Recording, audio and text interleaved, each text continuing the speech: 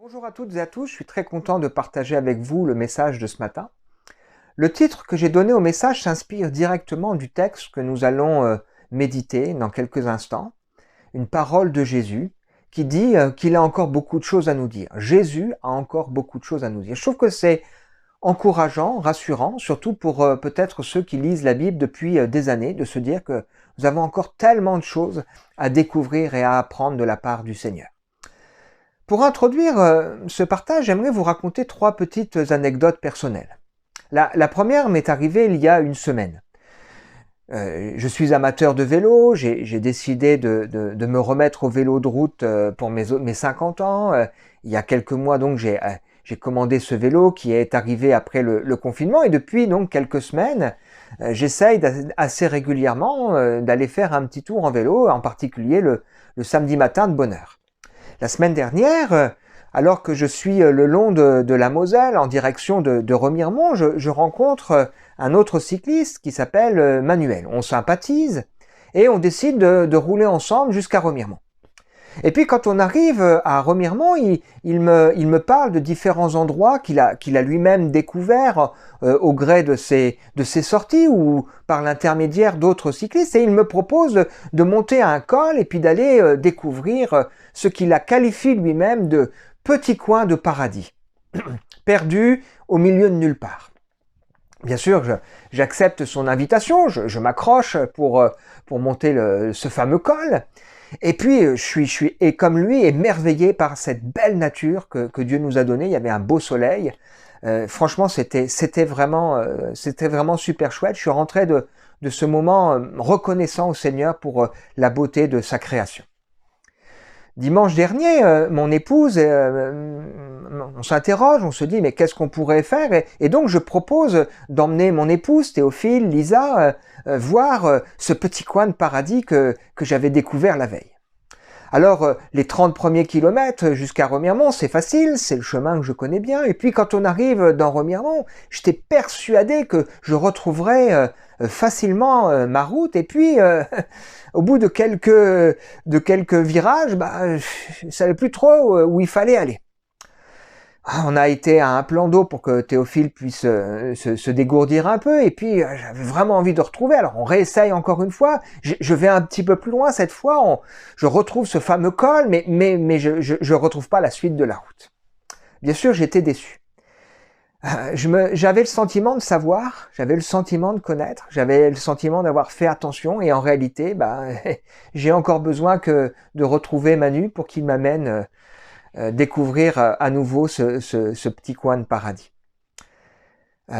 Chaque enseignant sait qu'il faut dire et redire plusieurs fois les mêmes choses pour que vraiment ce soit assimilé par l'auditoire.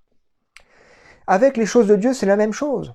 Les choses de Dieu sont relativement simples. Un enfant peut comprendre ce que le Seigneur enseigne. D'ailleurs, Jésus nous demande d'avoir l'attitude d'un enfant.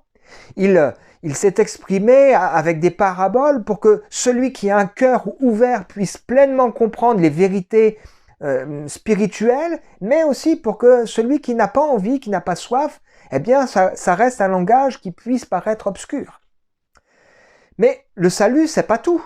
Le salut, c'est le début de la vie chrétienne. La Bible nous explique que c'est par grâce que nous sommes sauvés, par le moyen de la foi, que ça ne vient pas de nous, c'est le don de Dieu. C'est vraiment pour expliquer que c'est l'œuvre du Seigneur, indépendante de nos mérites. Mais elle explique aussi que ensuite le Seigneur nous a sauvés pour des œuvres qu'il a prévues d'avance pour nous, dans lesquelles il veut nous faire entrer. Et je suis persuadé, pour le vivre moi-même, qu'il y a des tas de choses à découvrir de la Bible. La deuxième petite anecdote que j'aimerais vous raconter, c'est ce que j'ai vécu lorsque j'étais jeune chrétien. J'ai découvert la foi lorsque j'étais adolescent. Je suis venu par l'intermédiaire d'un voisin qui m'a donné envie. Il vivait vraiment une foi joyeuse, et par curiosité, puis j'ai été touché de voir que la Bible me parlait, mettait le doigt sur des points particuliers, des questions que j'avais dans le cœur et dans ma vie. Et vraiment, j'ai compris l'amour de Dieu, j'ai réalisé ces choses. Et donc, je me suis attaché au Seigneur. J'ai lu la Bible, en particulier les évangiles, ces écrits qui racontent la vie de Jésus, Matthieu, Marc, Luc, Jean. Je les ai lus plusieurs fois, avec attention, et au bout de 1 an, 2 ans, 3 ans, j'avais le sentiment que je connaissais bien les évangiles. En plus, en allant régulièrement aux réunions, j'ai dû entendre plus d'une centaine de messages, de prédications sur ces textes. Et puis, comme j'avais à cœur d'apprendre, je me suis inscrit à des cours bibliques par correspondance. Et dans ce cadre, il n'y avait pas à l'époque Internet, on nous demandait chaque mois de relire les évangiles et d'en tirer des leçons particulières. Et là, je me suis aperçu qu'au final, je ne connaissais pas les évangiles. J'avais l'impression, je connaissais superficiellement, mais quand je rentre en profondeur, waouh, il y avait tellement de choses encore à découvrir. Avec le recul, aujourd'hui, je me rends compte de la richesse de ces textes, des paroles de Jésus. J'ai même le sentiment que Jésus nous a tout dit. C'est-à-dire que quand on lit le reste du Nouveau Testament, il n'y a pas finalement d'enseignement nouveau. Il y a la mise en application, peut-être un peu plus détaillée de ce que le Seigneur a enseigné, la réponse à des questions, mais finalement, le Seigneur nous a tout annoncé, le Seigneur nous a tout dit. C'est dire à quel point les évangiles sont profonds, les paroles de Jésus sont profondes. Et j'aurais pu passer à côté. Troisième petit témoignage, c'est un témoignage récent. On est en train, le vendredi soir, de découvrir la lettre que Paul a écrite aux Galates. Et deux chrétiennes qui lisent la Bible depuis des années, qui aiment le Seigneur, m'ont toutes les deux dit, mais j'ai l'impression de découvrir la lettre aux Galates. Je dois même avouer que, même si j'ai probablement lu cette lettre 30, 50 fois peut-être, en l'étudiant avec l'Église, je découvre encore des vérités, une profondeur, et je me suis même fait cette remarque seul dans mon bureau devant le Seigneur en me disant, mais Seigneur, finalement ce texte, j'avais besoin de l'approfondir encore pour ma vie. Jésus a encore beaucoup de choses à nous dire. C'est important. Alors, on va lire ensemble ce texte dans l'évangile de Jean, au chapitre 16, et on va en considérer ensemble 4 versets. Jean, chapitre 16, les versets 12 à 15. J'ai encore beaucoup de choses à vous dire, mais vous ne pouvez pas les supporter maintenant. Quand le défenseur sera venu, l'Esprit de la vérité, il vous conduira dans toute la vérité, car il ne parlera pas de lui-même, mais il dira tout ce qu'il aura entendu et vous annoncera les choses à venir. Il révélera ma gloire, parce qu'il prendra de ce qui est à moi et vous l'annoncera. Tout ce que le Père possède est aussi à moi, voilà pourquoi j'ai dit qu'il prend de ce qui est à moi et qu'il vous l'annoncera.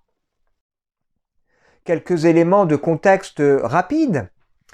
On est en train, depuis quelques mois maintenant, de découvrir ensemble, de manière approfondie, le dernier repas que Jésus a partagé avec ses disciples.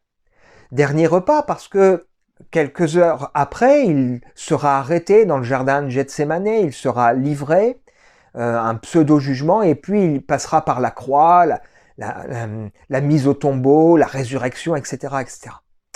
Et donc Jésus qui a conscience qu'il vit avec ses disciples, des gens qu'il aime, avec qui il a passé 3 ans et demi, les derniers instants, a envie de leur dire des choses importantes. Je vous invite à écouter les messages précédents et vous verrez, il y a une profondeur et une richesse et une actualité extraordinaire. En particulier, Jésus va donner une révélation nouvelle, il va parler du Saint-Esprit. Il expliquera que le Saint-Esprit, il enverra le Saint-Esprit lorsqu'il sera monté auprès du Père, donc après l'ascension, donc cette réalisation au moment de la Pentecôte, qui ne va pas seulement agir autour des disciples, mais il viendra en eux, transformera leur cœur et leur vie. Il expliquera que le Saint-Esprit enseignera à ses disciples toutes choses, comme à nous. Il expliquera que le Saint-Esprit aura aussi pour mission de rendre témoignage de Jésus. C'est-à-dire qu'il confirmera dans le cœur d'un auditeur que un chrétien, un disciple qui rend témoignage de Jésus, c'est la vérité. Et la personne, elle est touchée et elle se dit, là, il se passe quelque chose. Et puis on a vu ensemble, et je vous invite vraiment à écouter ce message de la semaine dernière, il convaincra. Il convaincra ceux qui ne sont pas encore convaincus de pécher. De pécher parce qu'ils ne croient pas en Jésus. C'est-à-dire qu'ils ne croient pas que le seul moyen de salut, la réponse de Dieu aux besoins de l'humanité, c'est Jésus-Christ. Il convaincra de péché, il convaincra de justice. Justice parce que Jésus-Christ, en étant ressuscité, Dieu a manifesté officiellement devant tous qu'il a accepté pleinement le sacrifice de Jésus comme suffisant pour nous ouvrir la porte du ciel. Pour faire de nous qui sommes tous des injustes aux yeux de Dieu, nous recouvrir de sa justice et nous permettre d'être sauvés. Il convaincra le monde de péché, de justice, et il convaincra aussi de jugement. Nous croyons qu'effectivement, Dieu jugera un jour le monde. Et quelque part, Dieu a déjà jugé le monde. Nous sommes dans cette période entre le moment où le jugement est tombé et dans l'attente de sa mise en œuvre pratique, son exécution. Jésus a jugé en particulier le prince de ce monde. Il a dépouillé c'est le diable, les autorités, les dominations. C'est ce que nous dit en particulier la lettre de Paul aux Colossiens. Je vous invite à écouter pour en savoir davantage le message de la semaine dernière. Et donc, toujours dans cette révélation qu'il veut donner autour du Saint-Esprit, il nous laisse en particulier ces 4 versets que nous venons de parcourir ensemble. Il est important pour nous de bien comprendre que si le Saint-Esprit est appelé à convaincre de péché, de justice et de jugement, il veut le faire à travers la bouche et le témoignage des croyants, des chrétiens, des disciples engagés. Beaucoup de gens, quand on partage avec eux cette foi vivante où on dit « ouais, je crois vraiment que Dieu entend, que Dieu nous reprend, nous touche, nous parle », nous disent « mais moi j'ai jamais entendu parler de Dieu de cette manière ». Parce que la foi, elle vient de ce qu'on entend, la foi vient de cet échange que nous avons autour de la parole du Seigneur. C'est donc la parole de la foi que nous annonçons. Je cite ce texte extraordinaire que Paul laisse aux Romains pour expliquer les bases de la foi. Si tu reconnais publiquement de ta bouche que Jésus est le Seigneur, c'est-à-dire Seigneur de ma vie, et si tu crois dans ton cœur que Dieu l'a ressuscité, tu seras sauvé. En effet, c'est avec le cœur que l'on croit et qu'on parvient à la justice, et c'est avec la bouche que l'on affirme une conviction et on parvient au salut. Comme le dit l'Écriture, celui qui croit en lui ne sera pas couvert de honte. Ainsi, il n'y a aucune différence entre le juif et le grec ou le non-juif, puisqu'ils ont tous, c'est valable pour nous aujourd'hui, un même Seigneur qui se montre généreux pour tous ceux qui font appel à lui. En effet, toute personne qui fera appel au Seigneur sera sauvée. C'est-à-dire toute personne qui criera « Seigneur, sauve-moi », mais pas simplement des mots, avec son cœur. Mais comment donc feront-ils appel à celui en qui ils n'ont pas cru? Comment croiront-ils en celui dont ils n'ont pas entendu parler? Et comment en entendront-ils parler si personne ne l'annonce? Comment l'annoncera-t-on si personne n'est envoyé? Comme il est écrit qu'ils sont beaux, les pieds de ceux qui annoncent la paix, de ceux qui annoncent de bonnes nouvelles. Mais tous n'ont pas obéi à cette bonne nouvelle. Ésaïe d'ailleurs a dit « Seigneur, qui a cru à notre témoignage, à notre prédication ?» La foi vient de ce qu'on entend, et ce qu'on entend vient de la parole de Dieu. Jésus a encore beaucoup de choses à nous dire, mais nous ne sommes pas forcément en mesure de les recevoir. Mais vous ne pouvez pas les porter maintenant. La traduction parole vivante, transcription qui reprend les différentes manières d'aborder ce sujet, nous dit ceci: « J'aurais encore beaucoup de choses à vous dire, mais elles seraient au-dessus de votre portée pour le moment. Vous n'êtes pas en mesure de les comprendre. » Jésus a beaucoup de choses à dire à ses disciples. Le problème ne vient pas de Jésus. Mais le problème vient de ses disciples, qui ne sont pas forcément en mesure d'entendre, de comprendre ce que le Seigneur veut dire. Parfois, le Seigneur veut nous parler, et nous ne sommes pas en mesure d'entendre, de comprendre ce qu'il veut nous enseigner. Peut-être parce que nous ne sommes pas assez attentifs. Pour entendre, il faut écouter. Peut-être parce que nous ne sommes pas réceptifs. Peut-être parce que nous avons plein d'a priori. On va voir dans quelques instants quelques exemples. Les disciples s'étaient fait des idées et comme ça n'allait pas dans leur sens, eh bien, ils ne comprenaient pas ce que le Seigneur voulait leur enseigner. Mais après coup, parce que le Saint-Esprit a travaillé leur cœur, ils se sont souvenus de ce que le Seigneur a dit. Peut-être aussi parce que parfois nous pensons savoir. Comme cet exemple de ce que j'ai vécu la semaine dernière. Je pensais savoir, mais je me suis trompé. Parce que parfois nous sommes trop préoccupés ou trop agités, ou parce que nous écoutons toutes sortes d'autres voix. Parce que peut-être nous vivons des choses qui sont trop intenses et elles nous empêchent de comprendre la suite. Il y a un an ou deux de cela, un jour que je partageais un événement en particulier avec deux personnes. Il y avait une personne qui restait, j'allais dire, presque tétanisée sur le premier sujet, le début de l'information, le scoop, entre guillemets, qu'elle découvrait. Et j'étais en train de lui expliquer comment il me semblait nécessaire de réagir et elle m'écoutait pas. Et quand cette personne est partie, la deuxième personne qui était là m'a dit « Mais Raphaël, elle pouvait pas t'entendre. Elle était tellement choquée par ce que tu lui avais dit au départ, cette information auquel elle ne s'attendait pas, que le reste, elle n'arrivait pas à le comprendre, elle n'arrivait pas à l'entendre. » Et elle avait raison. C'est vrai que parfois, quand dans nos cœurs, dans nos vies, il y a des choses qui sont là et qui nous marquent, eh bien, on n'arrive pas à écouter la suite. Le Seigneur a beaucoup de choses à nous dire, mais parfois, nous ne sommes pas prêts à les entendre. Nous ne sommes pas prêts à les digérer. Il y a quelques semaines de ça, on est monté voir ma maman juste un week-end et on a le lundi été visiter les anciennes, un musée qui reprend le travail qui se faisait dans la mine. Et en particulier, nous avons vu avec Théophile, Sandrine et puis Lisa, nous avons vu qu'au départ, on utilisait des chevaux pour tirer des chariots remplis de charbon. Et dans les années 1920, 1930, 1940, on avait beaucoup de mal à descendre les chevaux au fond de la mine, parfois à plusieurs centaines de mètres. Hein. Les dernières mines ont été creusées à presque 1000 mètres. Hein.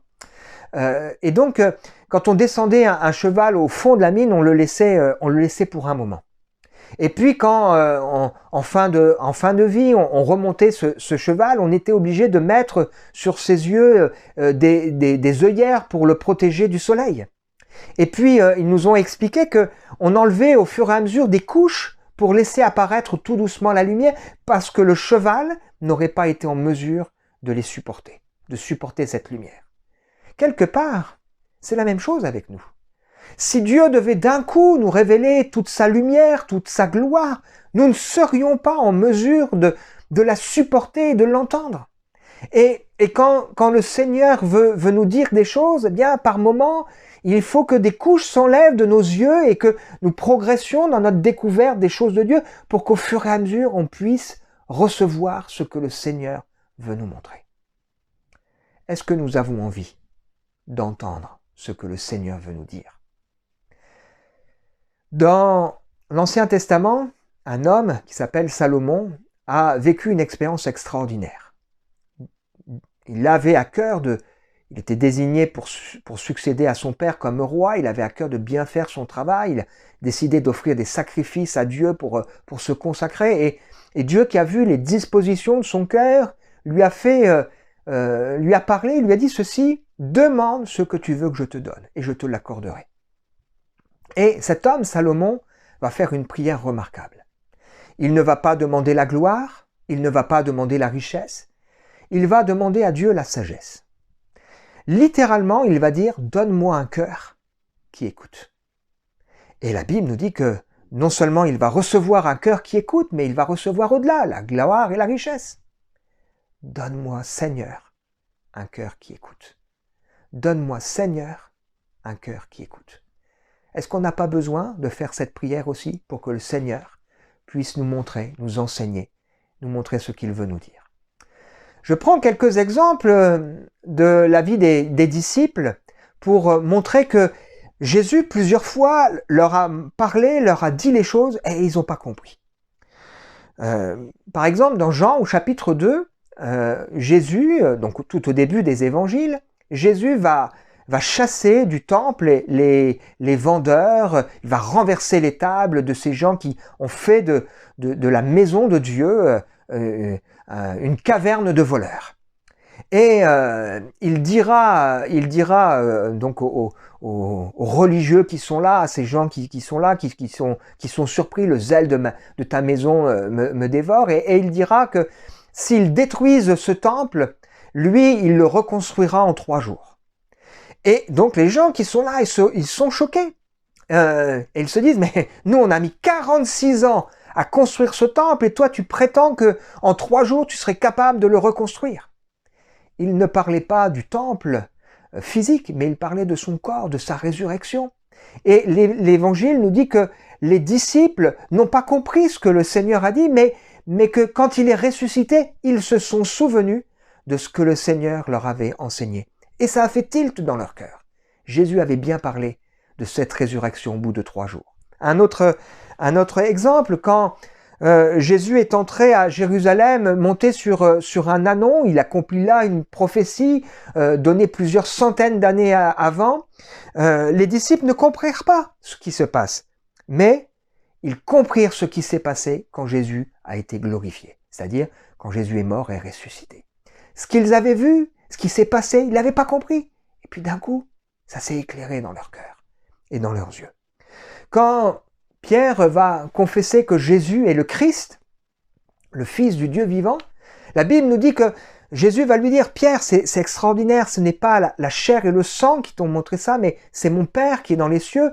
Et juste après, il explique à ses disciples qu'il doit aller à Jérusalem, il sera rejeté des hommes religieux, il sera battu, et il mourra au bout de...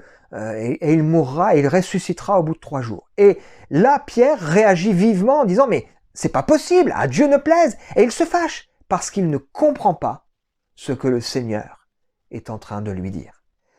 À la résurrection, là aussi c'est remarquable, les femmes qui ont accompagné Jésus pendant son pèlerinage terrestre, par respect pour lui, décident de se rendre au tombeau pour s'occuper de son corps, et elles découvrent que le tombeau est vide, et la Bible nous explique dans l'évangile de Luc et dans l'évangile de Jean que elles voient le tombeau vide, elles n'ont pas compris que c'est la résurrection, elles courent l'annoncer à Pierre, elles disent ils ont pris le corps du Seigneur. Et Pierre arrive avec Jean, il rentre dans le tombeau et ils découvrent, et là ils se mettent à croire, et ils repensent à ce moment-là au fait que le Seigneur leur avait dit qu'il ressusciterait. Ils le savaient, Jésus l'avait dit, pas 1 fois, ni 2 fois, mais plusieurs fois, mais ils ne l'avaient pas compris, ils ne l'avaient pas assimilé. Jésus a encore beaucoup de choses à nous dire, mais parfois nous ne sommes pas en mesure de les comprendre. Nous devons faire cette prière, Seigneur, ouvre les yeux de mon cœur pour que je contemple les merveilles de ta loi. La Bible, c'est comme un trésor. Jésus emploiera cette image, il dit c'est comme un maître de maison qui tire de son trésor des choses anciennes et des choses nouvelles. Nous avons besoin que le Seigneur nous apprenne à comprendre et à réaliser ce qu'il veut nous enseigner. Deuxième point que nous montre ce texte, c'est que le Saint-Esprit nous est justement donné pour nous enseigner, nous révéler la vérité. Le Saint-Esprit nous est donné pour nous enseigner et nous conduire dans la vérité.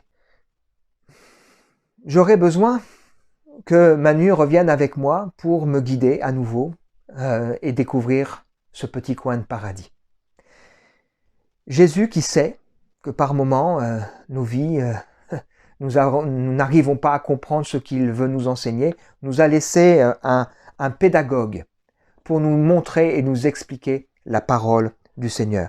Nous avons besoin donc du Saint-Esprit pour éclairer la parole de Dieu. Il y a un miracle qui s'accomplit dans le cœur.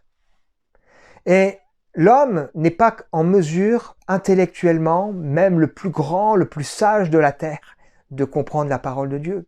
Il faut que le Saint-Esprit vienne donner du sens à cette parole, révéler le sens de cette parole dans nos cœurs et dans nos vies. Ça se fait de manière naturelle, mais en même temps, c'est extraordinaire. Paul expliquera en particulier aux Corinthiens qu'il prêche, 1 Corinthiens chapitre 2, versets 9 à 15, nous prêchons des choses que Dieu a préparées d'avance pour ceux qui l'aiment, c'est-à-dire pour ceux qui aiment Dieu. Or, c'est à nous que Dieu l'a révélé par son Esprit, car l'Esprit examine tout, même les profondeurs de Dieu. En effet, qui parmi les hommes connaît les pensées de l'homme, si ce n'est l'Esprit de l'homme qui est en lui? De même, personne ne peut connaître les pensées de Dieu, si ce n'est l'Esprit de Dieu. Or, nous n'avons pas reçu l'Esprit du monde, mais l'Esprit qui vient de Dieu, afin de connaître les bienfaits que Dieu nous a donnés par sa grâce. Et nous en parlons non pas avec les paroles qu'enseigne la sagesse humaine, mais avec celles qu'enseigne le Saint-Esprit. Ainsi, nous employons un langage spirituel pour expliquer ce qui est spirituel. L'homme naturel n'accepte pas ce qui vient de l'Esprit de Dieu. C'est une folie pour lui. Il est même incapable de le comprendre parce que c'est spirituellement qu'on en juge. On a besoin que le Saint-Esprit nous aide à comprendre et à réaliser ce que le Seigneur veut nous enseigner. Et la bonne nouvelle, Jésus qui veut nous enseigner, qui veut nous dire des choses, nous a laissé le Saint-Esprit comme un pédagogue pour nous aider à découvrir la vérité. Il nous conduira dans la vérité. La vérité dans la Bible a deux notions particulières. C'est à la fois ce qui est authentique, c'est-à-dire conforme à la réalité, et la vérité, c'est aussi tout ce qui concerne le Seigneur Jésus. Jésus, c'est celui qui est venu nous apporter la grâce et la vérité. La loi est venue par Moïse, la grâce et la vérité sont venues par Jésus. Il est le chemin, la vérité, la vie. C'est-à-dire, il est aussi celui qui montre le Dieu véritable, qui dévoile réellement qui est Dieu, ce que Dieu pense, ce que Dieu veut pour l'être humain. Et il dira en particulier à Pilate, lorsque ce dernier l'interrogera avant son jugement, concernant le fait qu'il est roi, il dira « Oui, je suis roi, tu le dis, je suis venu dans le monde pour rendre témoignage à la vérité. » Jésus, c'est le vrai pain venu du ciel pour nous apporter la nourriture. C'est celui qui nous donne la liberté, la vérité qui nous rendra libres. Et donc dans la Bible, la vérité est associée à ce qui est authentique, la vérité est associée à Jésus-Christ, et la vérité est aussi associée à la grâce. Il est venu annoncer la grâce et la vérité. C'est le pédagogue dont nous avons besoin. Mais le Seigneur n'est pas là pour faire de nous des gens super instruits. Le Seigneur est là pour faire de nous des gens qui recevons ce qui est nécessaire pour le transmettre. Lorsque Jésus rencontrera cette femme samaritaine, il est midi, ses disciples partent, il le laisse seul, et puis il a une conversation avec elle autour d'un puits. Il demande à cette femme à boire, et puis il en profite pour lui dire « Mais tu sais, l'eau que tu as là, elle ne pourra pas te désaltérer, et si tu connaissais le don de Dieu, celui qui te parle, tu lui aurais toi-même demandé à boire, et il t'aurait donné de l'eau vive. » Et cette femme va donc demander au Seigneur, mais t'as pas de seau, enfin comment tu ferais? Et elle dit, mais moi je veux cette eau qui désaltère vraiment, c'est-à-dire qui satisfait vraiment ce qu'il y a, les besoins du cœur. Et le Seigneur lui dira ceci: toute personne qui boit de cette eau aura encore soif. En revanche, celui qui boira de l'eau que je lui donnerai n'aura jamais soif. Et l'eau que je lui donnerai deviendra en lui une source d'eau qui jaillira jusque dans la vie éternelle. Le Seigneur comble les besoins de nos cœurs pour que ensuite nous-mêmes nous puissions être un instrument entre ses mains pour faire jaillir cette eau par débordement. C'est de l'abondance du cœur que la bouche parle. Et quand dans nos cœurs on déborde pour le Seigneur, on déborde de cette vie de Dieu, eh bien on a envie de transmettre cette vie, cette eau que le Seigneur nous a laissée. Jean chapitre 7, versets 37 à 39. Le dernier jour, le grand jour de la fête, Jésus debout s'écria, « Si quelqu'un a soif, qu'il vienne à moi et qu'il boive. » Soif de paix, soif de liberté, soif d'assurance, soif d'espérance, soif de consolation, soif de guérison. Il y a plein de choses qui peuvent justifier cette soif. Soif de sens de la vie, soif de pardon, soif de vérité, soif d'amour. Celui qui croit en moi, des fleuves d'eau vive couleront de son sein, comme dit l'Écriture. Il dit cela à propos de l'Esprit que devaient recevoir ceux qui croiraient en lui. En effet, l'Esprit Saint n'avait pas encore été donné parce que Jésus n'avait pas encore été élevé dans la gloire. Nous avons besoin d'un pédagogue pour nous conduire. Jésus-Christ nous a donné le Saint-Esprit, ce pédagogue, non seulement pour nous instruire, mais pour que nous-mêmes, nous puissions par débordement aussi être un instrument entre les mains du Seigneur pour toucher les autres. Troisième leçon que nous donne ce texte, c'est qu'il y a forcément cohérence, unité, unicité entre le Père, le Fils et le Saint-Esprit. Le Saint-Esprit ne parle pas de lui-même. Il dira ce qu'il a entendu au Père. Il prendra de ce qui est à Jésus et l'annoncera et il glorifiera Jésus. On retrouve ici le même, j'allais dire, la symétrie avec Jésus qui annonce ce que le Père lui montre, qui n'a qu'un seul désir de glorifier Dieu. Il y a donc une cohérence. Ce qui veut dire que personne ne peut prétendre être inspiré du Saint-Esprit et donner quelque chose qui irait à l'encontre de l'enseignement de Jésus, de l'enseignement de la parole de Dieu, de la parole de Dieu révélée dans la Bible. De la même manière que le Seigneur a pu le dire, ma doctrine n'est pas de moi, mais elle est de celui qui m'a envoyé. Ce que j'ai entendu de celui qui m'a envoyé, je vous l'annonce. Il n'y a pas plusieurs messages, il n'y a pas des voix discordantes, mais la force, elle est dans l'unité. Ça me fait penser aussi à ce que le Seigneur veut pour l'Église. Il a dit qu'il ne voulait pas que ses enfants soient emportés à tout vent de doctrine, mais il veut que l'Église, c'est-à-dire l'ensemble des croyants qui forment ce que la Bible appelle le corps de Christ, c'est-à-dire ceux à travers lequel le Seigneur se manifeste au monde. Notre corps, c'est ce qui nous permet d'entrer en contact avec le monde extérieur. Le corps de Christ, c'est ce qui permet à Christ de rentrer en contact avec le monde extérieur, de révéler Christ.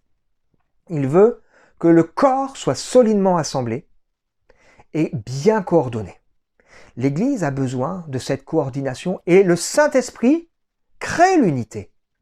Éphésiens chapitre 4. Vous avez été unis par un seul esprit et il nous invite à conserver l'unité de l'esprit. C'est pas nous qui pouvons la créer artificiellement, mais c'est le Saint-Esprit qui nous a unis les uns aux autres. Nous avons un même Sauveur, un même Seigneur. Et si on se laisse inspirer par le Saint-Esprit, alors forcément, on marchera dans l'unité et dans la cohérence. Il y a cohérence, l'Église est un corps solidement assemblé.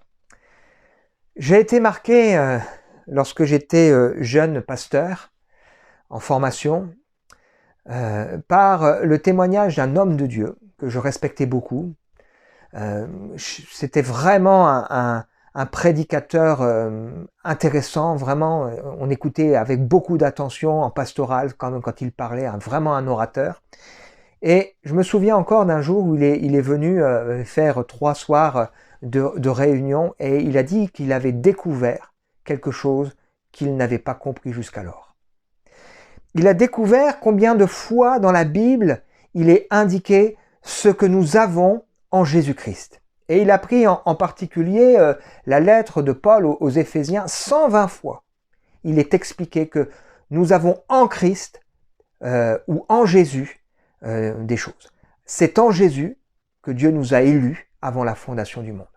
C'est en Jésus que Dieu nous a destinés à être saints et irréprochables devant lui.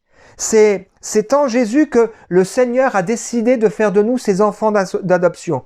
C'est en Jésus que nous sommes rachetés. C'est en Jésus que nous sommes appelés à célébrer sa gloire. C'est en Jésus que nous sommes appelés à découvrir ce mystère caché de toute éternité, mais maintenant révélé, rassemblé en un seul corps, tout ce qui était dispersé. C'est en Jésus que nous sommes scellés du Saint-Esprit. Le Saint-Esprit est venu pour glorifier le Seigneur. Dernier point, le Saint-Esprit annoncera des choses à venir. J'ai bien aimé le commentaire que fait un théologien, un pasteur de notre association l'Église qui s'appelle Sylvain Romerowski, qui en même temps est professeur de théologie à l'Institut biblique de Nogent, et qui dit que dans ce texte, le Seigneur Jésus ne parle pas d'événements à venir dans le sens de la fin du monde, de la fin des temps, mais il parle plus précisément de la révélation de ce que serait la croix, la glorification de Jésus. Dans la bouche de Jésus, quand Jésus est arrivé au moment de sa gloire, au moment d'être glorifié, ça concerne tous les événements qui tournent autour de la croix, sa mort, sa résurrection et son ascension. Et le Saint-Esprit est venu, et particulièrement pour glorifier Jésus et pour révéler le sens de la croix. Le sens plein et entier de la croix pour nous. Nous avons besoin de comprendre ça. L'amour de Dieu manifesté à la croix. La croix qui nous libère. La croix qui nous ouvre la porte du ciel. Jésus qui aujourd'hui intercède, prie pour nous, son amour dont personne ne pourra nous séparer, l'amour qu'il a manifesté, qui nous justifie et qui pourra nous accuser, qui pourra même faire quoi que ce soit contre nous, puisque Dieu a tout donné pour nous. Nous avons besoin que le Saint-Esprit nous révèle le plein sens de la mort de Jésus, de sa croix, de sa résurrection, de son ministère qui n'est pas transmissible. Le seul qui peut sauver reste Jésus-Christ. Et ces choses, le Seigneur veut nous les dire, veut nous les montrer. Il a encore tant de choses à nous dire. Conclusion, le Seigneur a encore tant de choses à nous dire. Qu'est-ce qui nous empêche aujourd'hui d'entendre ce que le Seigneur veut nous montrer? Est-ce un cœur fermé, trop préoccupé, trop agité? Est-ce un cœur avec trop d'a priori? Je fais pour ma propre vie cette prière. Seigneur, donne-moi un cœur qui écoute, comme a pu la faire Salomon. Ou comme David, ou le psalmiste, dans le psaume 119, ouvre les yeux de mon cœur, pour que je contemple les merveilles de ta loi. Le Seigneur a encore tant de choses à nous dire. Heureusement, le Seigneur nous a donné un pédagogue, le Saint-Esprit, celui qui a soif, qu'il vienne à cette eau, et ensuite des fleuves d'eau vive jailliront de son sein. C'est le Seigneur rempli, celui qui veut bien déverser ce qu'il a reçu. Que le Seigneur nous aide à transmettre aussi autour de nous ce que le Seigneur nous a donné.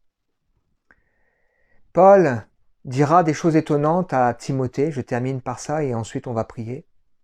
Il lui dira dans la première lettre à Timothée, « Saisis la vie éternelle à laquelle tu as été appelé et pour laquelle tu as fait une belle confession. » Étonnant. Timothée, un prédicateur, quelqu'un qui est pleinement engagé. Paul lui dit encore, « Saisis la vie éternelle », c'est-à-dire découvre toute cette vie que le Seigneur t'a donnée. Il y a encore tellement de choses à découvrir. Et puis il dira une autre parole étonnante dans la deuxième lettre. Il lui dira, « Souviens-toi de Jésus-Christ, issu de la postérité de David et ressuscité des morts. » Nous avons besoin de ne jamais oublier que tout ce que nous avons, c'est en lui, en Jésus-Christ. Je vous invite à prier. Merci Seigneur pour ce que tu nous as encore donné de partager ensemble. Tu as encore beaucoup de choses à nous dire, mais parfois nous ne sommes pas en mesure de les recevoir. Seigneur, donne-nous des cœurs qui écoutent. Ouvre nos cœurs pour que nous comprenions les merveilles de ta loi. Seigneur, tu sais que parfois on pense savoir, mais qu'on se trompe. Et on a besoin que tu nous montres, que tu nous enseignes. Tu nous as donné un pédagogue, le Saint-Esprit qui parle, qui révèle ta parole. Seigneur, j'ai soif. Et je veux que de ma vie, des fleuves d'eau vive jaillissent. Je prie pour que tous ceux qui entendront ce message viennent à toi qui peut pleinement étancher leur soif. Pour qu'ensuite eux-mêmes, par débordement, ils puissent transmettre aux autres ce qu'ils ont reçu par le Saint-Esprit. Seigneur, que jamais nous n'oublions Jésus-Christ. Rappelle-nous sans cesse, nous ne voulons jamais l'oublier, que tout ce que nous avons, nous te le devons. Nous le devons à ton sacrifice, à ta mort et à ton plan parfait qui s'accomplit en Jésus-Christ. Merci Seigneur pour cette grande vérité. Amen.